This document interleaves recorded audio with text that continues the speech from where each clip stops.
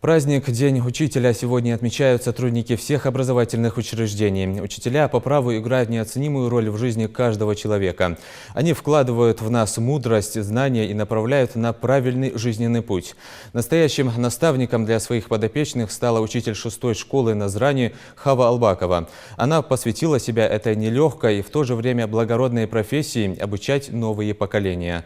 О ней репортаж Заремы Ивлоевой. Хава Ибрагимовна спешит на очередной урок. Журналы, строгий взгляд и идеально выглаженная рубашка. Учитель должен быть образцом для подражания, эталоном образованности, интеллигентности, воспитанности. Самая ответственная задача педагога – воспитание личности, человека. Именно этой идеей пронизана вся преподавательская деятельность Хавы Албаковой. И сразу давайте вспомним с вами биогенные элементы, которые входят в состав всех органических соединений. Их 4 всего. Углерод, да, 4. водород, пожалуйста. Углерод, водород, азот и кислород. Молодцы. К своей работе Хава Ибрагимовна подходит творчески, используя как традиционные приемы, так и постоянно придумывая новые. На уроке важно привлечь внимание своих слушателей. Что только не делает учитель, чтобы ребят заинтересовать.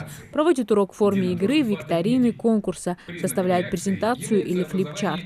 Зажигаем спиртовку.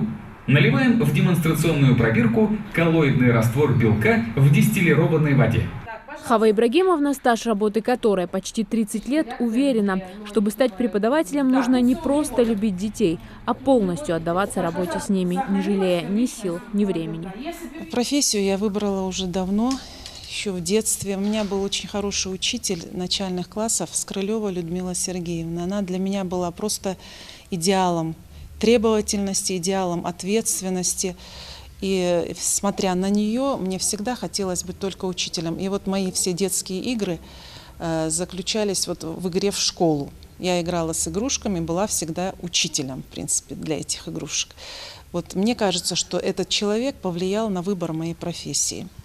И нисколько я не жалею, за 28 лет своей работы я ни разу не пожалела о том, что я выбрала именно эту профессию. Потому что другой профессии я просто себе не представляю. Я бы не смогла себя реализовать нигде, кроме как в школе, наверное.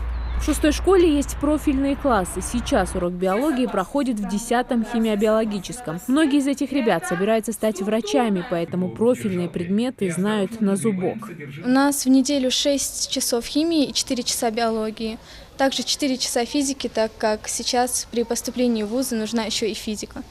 Это, конечно, радует. Сложно, но мы должны стараться, чтобы хорошо сдать ЕГЭ. Примером послужил мой учитель биологии, мой учитель химии.